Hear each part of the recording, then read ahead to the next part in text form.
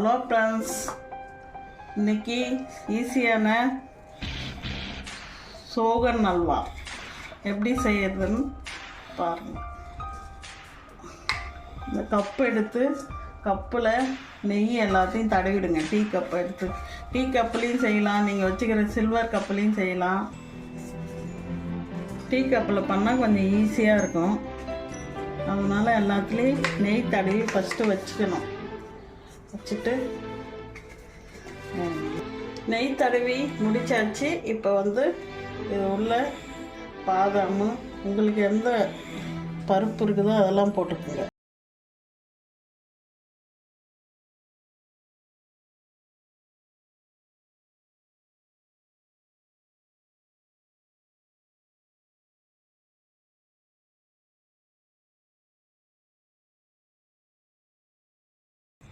அதை ரெடி பண்ணி வச்சுட்டு ஸ்டவ் பற்ற வச்சு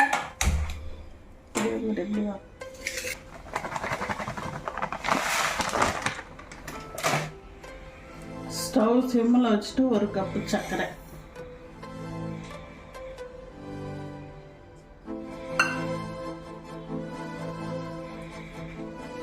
ஒரு 1/4 கப்பு நெய்,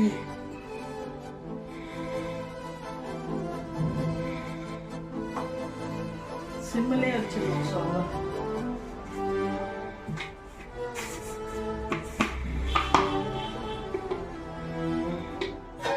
அதுக்கப்புறம்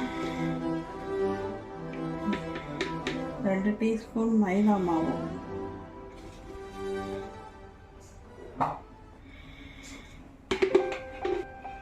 பால் பவுடரு 2 டீஸ்பூன்,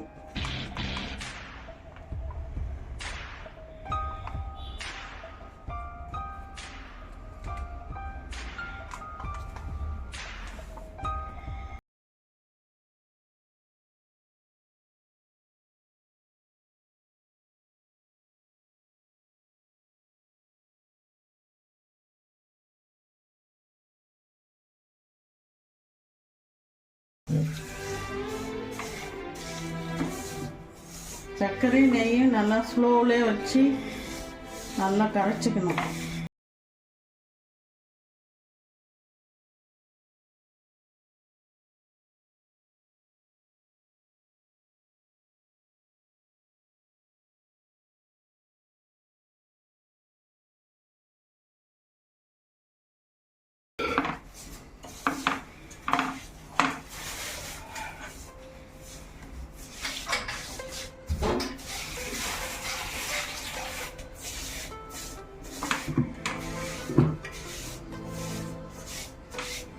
அரைஞ்சி வருது பாரு, இதுதான் அந்த கை விட்டோம்னா இது அடி பிடிச்சிக்கும். இந்த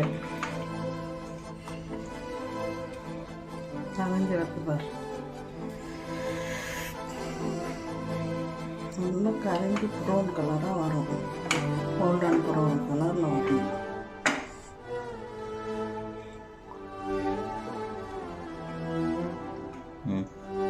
இந்தமாரி கை விடாத கலந்துக்கினே இருந்தால் இந்த ப்ரௌன் கலராக வரும். அப்படியே கொஞ்சம் டார்க்காக வந்தால் உடனே அடுப்பு லோ ஃப்ளேம்லையும் ஸ்லோவிலையும் லோ ஃப்ளேம்லையும் வச்சு வச்சு கலர் இருந்துக்கினே இருக்கணும்.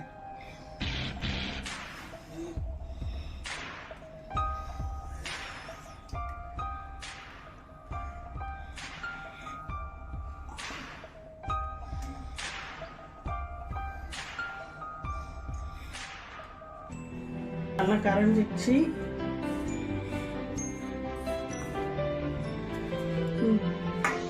அளவுக்கு நல்லா ப்ரௌன் கலராக வந்துச்சு. இதில் கொஞ்சம் கொஞ்சமாக போட்டு கை விடாத கலந்துக்கினே இருக்கணும்.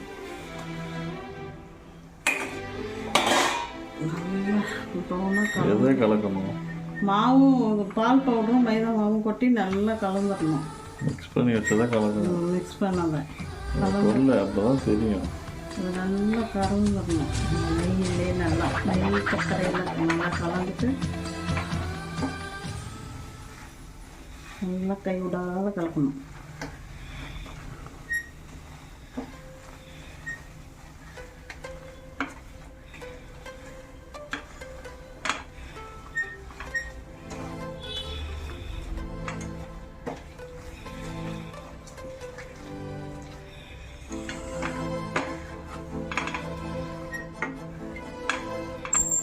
இது அல்வா, சோபன் அல்வான்றது அல்வா பதம் இல்லை, ஒரு சாக்லேட் இதுமாரி இருக்கும்.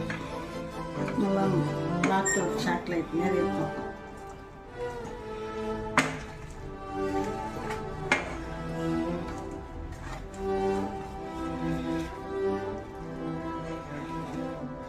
இது நல்லா சுருண்டு நல்லா வந்துச்சு. அப்படியே பொட்டாமல் வரும்போது, பொட்டாமல் வந்ததுன்னா அவ்வளோதான் பதம்.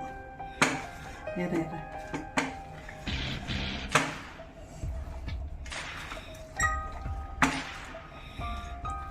நம்ம கடையிலலாம் வாங்கினா அவ்வளோ விலை அதிகமாக விற்கும். இதெல்லாம் இது நம்ம செஞ்சு